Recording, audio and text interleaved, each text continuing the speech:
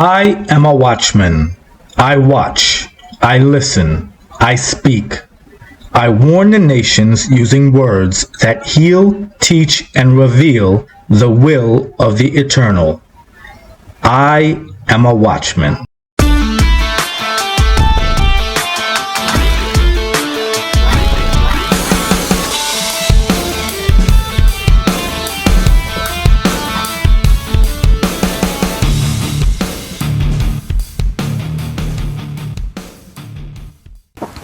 Previously on Next 5 Minutes, the space that you are in is not your resting place. No, this is your rooting place. If the word is planted in you and you are planted anywhere, then you must grow. The roots are the first part of the seed to emerge, and so you must root deeply to ascend thusly. Up to this day, you knew that you were ordered to live, but from this day forward, you are ordained to the living. Halt and Catch Fire. Welcome back, viewers. This is Next 5 Minutes. Undo wrong thinking. Today I will expose some wrong thinking that we may have held on to. Why should we know this? Because wrong thinking can have harsh consequences. Now, some New Yorkers can identify with this first undo. Check it out. Sorry about that. Adversity is on line 1 for you. Take a message. Sorry about that. We know it is not possible to undo our mistakes, but we can undo the mindsets that led to them in the first place. This is the basis of the Next 5 Minutes. Last year, I encountered a homeless man who said, and I quote, "I want to be like you when I grow up." He also said he wanted to dress like me and eat like me. I said, if someone tries to feed millions of people, they will always have food. But if they try to only feed themselves, they will always be hungry. And I walked away. But I regretted what I said to him. Well, dressing like me is a compliment, but you can't eat like me unless you work like me. I took offense to that comment. As a rule, I never give people money in the street, right? But this man was hungry and I gave him a Next 5 Minutes lecture. Abrams, adversity is calling again. Line 1. Take a message. Now, I think the homeless man's belief that his condition was just a conversation away from being my position stirred me up. What he believed was not a bad thing, but if this is true, then my position is also one conversation away from being his condition. And I think his belief connected to my insecurity. Did I make that statement for him or for me? The truth is I did it for myself, for my ego. I didn't give the hungry man food or even cake, but I did give him a recipe to make cake. Now, of course, I wasn't happy with my attitude that day, but the worst part is I didn't even realize that was in me until it came out of me. Abrams, adversity is at the door. Should I tell him you stepped out? Nope. If you lie to adversity, you also lie to yourself. Open the door and stand back. Read the word. These things have I spoken unto you, that ye might have peace. In the world ye shall have tribulation, but be of good cheer. I have overcome the world. Done. Flawless. Same. So pro, bro. To engage adversity on its terms seems a risk, but risk has its origins in doubt and fear is the end of it. When you hear the same message more than once, it's a warning, but you don't know if it's the first or the last. All right, this first undo took 15 years in the making because that's how long I believed it. In 15 years, I've seen a lot of prophets, and I thank God for all of them. But many of the prophets follow a tradition that is not biblical. They interpret Matthew 10 and 41 incorrectly due to bad teaching. Verse 41 states, "He that receiveth a prophet in the name of a prophet shall receive a prophet's reward." We've heard this many times. And we usually hear it from prophets at offering time, right?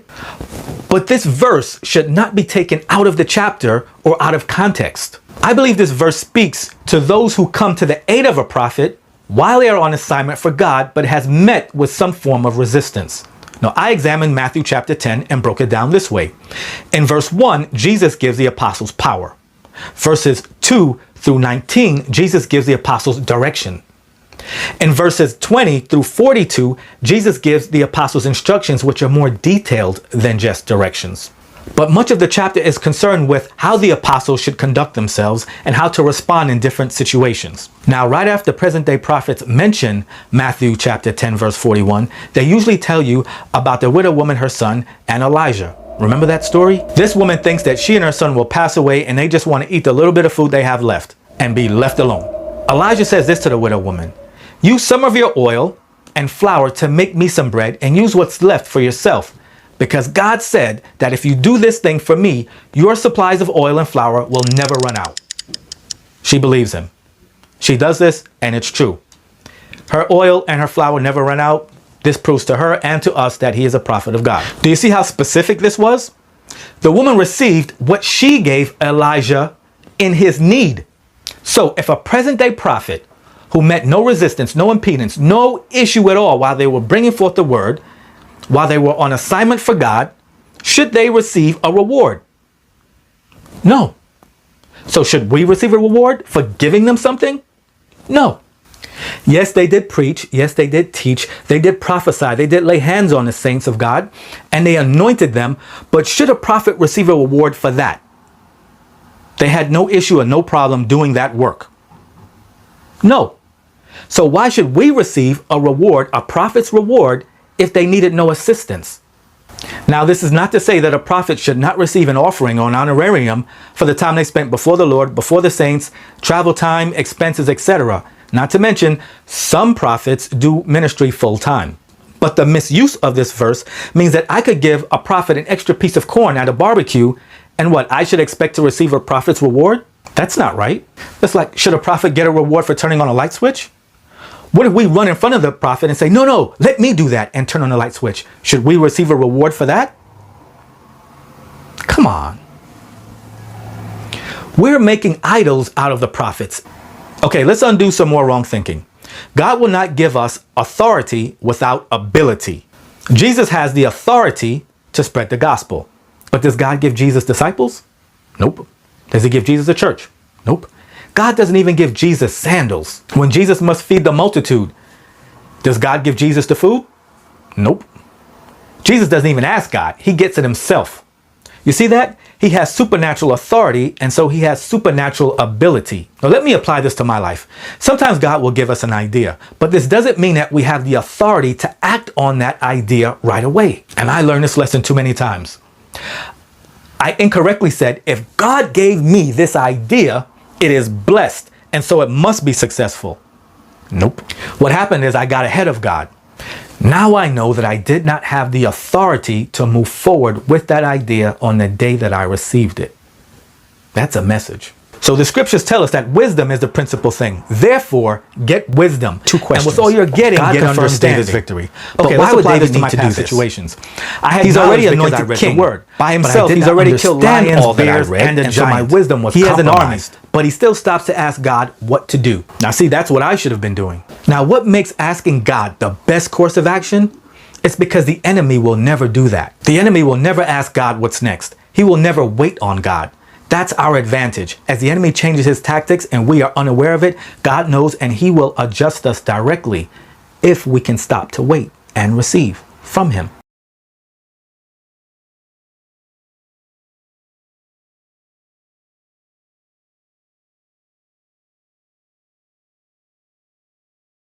So after you receive this great idea from God, make your plan, make it plain, and then wait for him. Here's an easy way to remember this.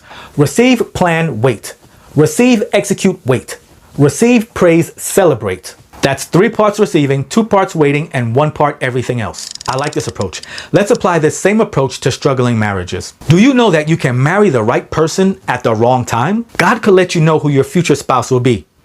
But it doesn't mean that you should begin planning for the marriage. No. What it means is we should start preparing ourselves for marriage. Or you run the risk of taking your unprepared self into the marriage. Now, for those of us who are already married, sure, you show up to the house every day. But do you show up to the marriage every day? No, don't put your spirit in my spirit. Sit your spirit down when someone is imparting to you. You don't need help. You need leadership. Let me lead you. Full stop. Return. New paragraph. I don't need to know what they did or what they didn't do. I'm not a marriage counselor. I'm a practical man. All the things that didn't work will not fix the marriage. Can you and your spouse write down the things that you need on a piece of paper and exchange the list? Review it and decide if you can do these things. You've heard me say this before. It's important to meet someone where they are, but it's also important to meet the person where they're going to be. And you can only do this if you know the person and if you love them enough to do it. I just told you, if God gave you authority, he also gave you the ability. In this case, you're already married, and you have this unique responsibility. In all the world, you are the only person who is responsible for the marital needs of your spouse.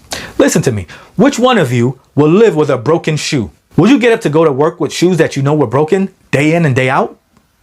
No, you would fix it or replace the shoes. Okay, then why are we living with broken marriages? Now, some Christian marriages struggle because one or both of the spouses think that God can do anything. This is a dangerous position to have because people who say this have consigned their situation to God to fix for them. God will not come to change one or both of you. This is not Christianity. This is insanity because you continue to expect God to be that anything change that you are not trying to be.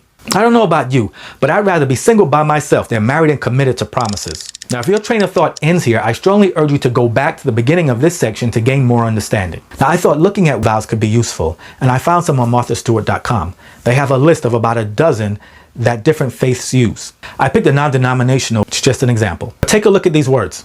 I promise to love and comfort you, honor and keep you, and forsake all others. I will be yours alone as long as we both shall live.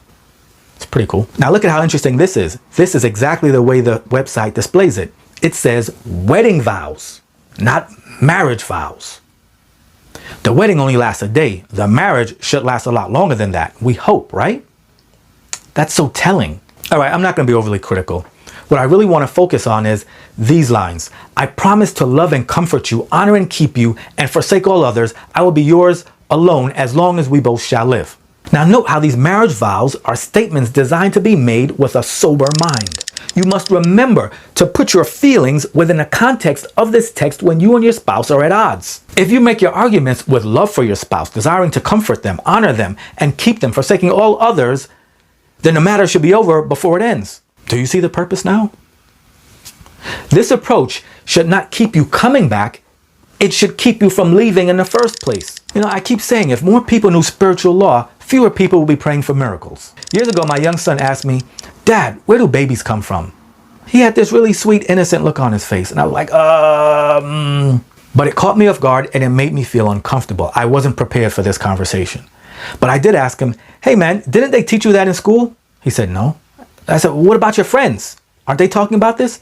He said, yeah, but they don't know either. So I was like, well, why didn't they ask their parents? He said, they don't want to ask their parents. Well, why did you ask me?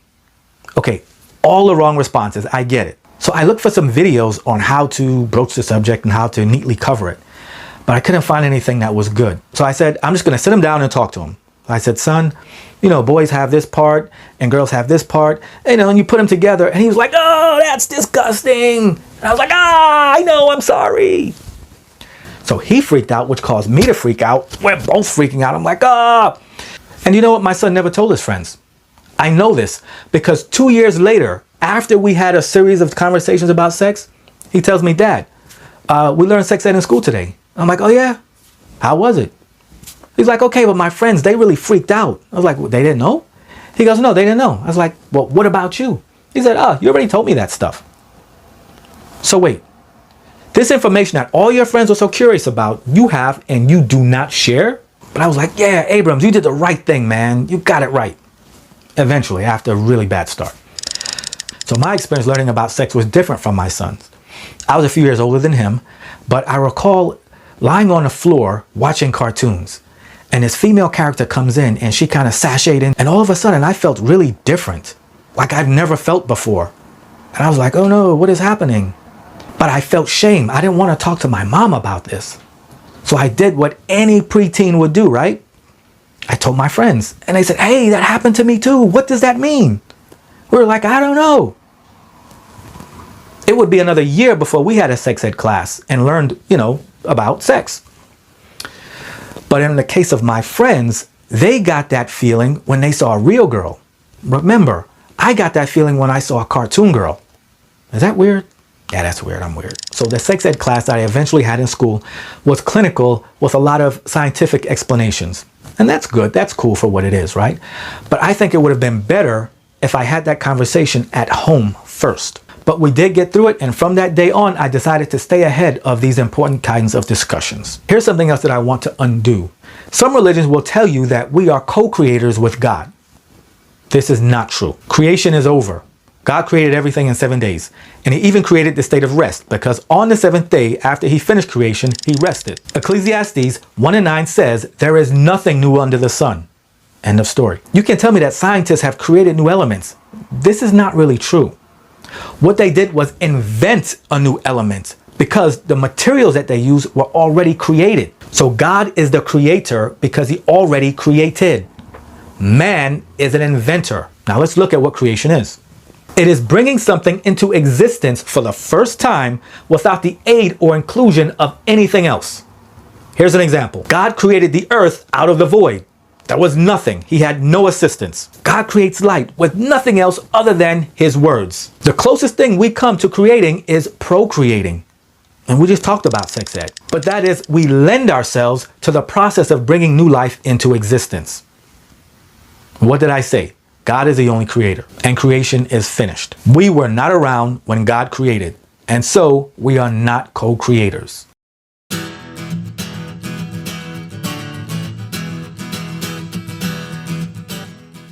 Let's answer questions that you did not ask.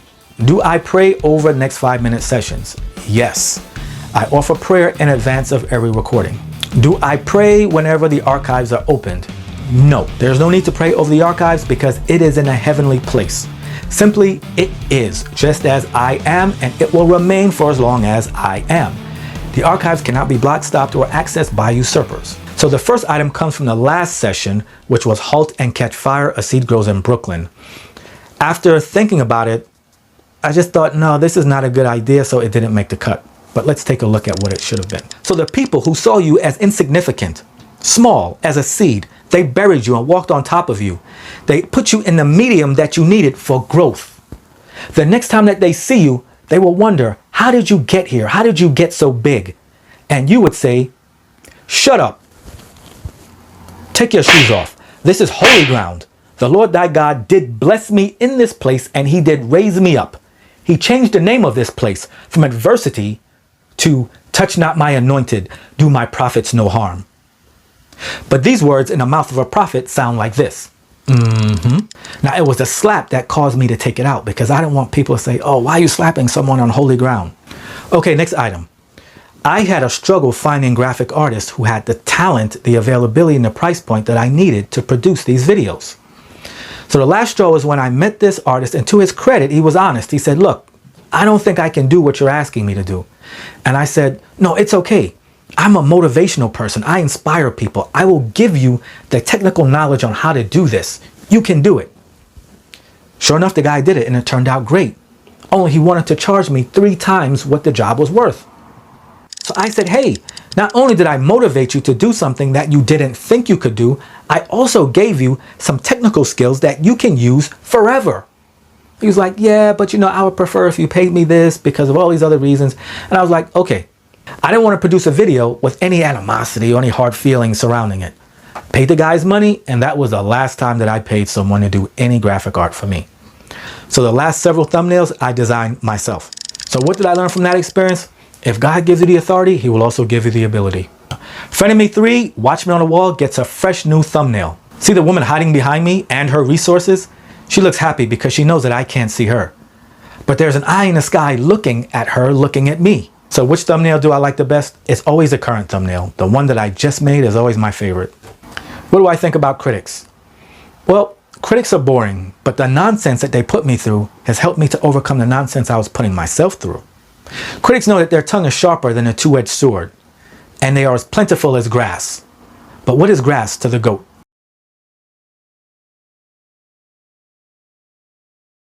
You thought I left, didn't you? Nope. I told you. I am a watchman. I watch. I listen. I speak. I warn the nations using words that heal, teach, and reveal the will of the eternal. I am a watchman. Full stop. Abrams Rising.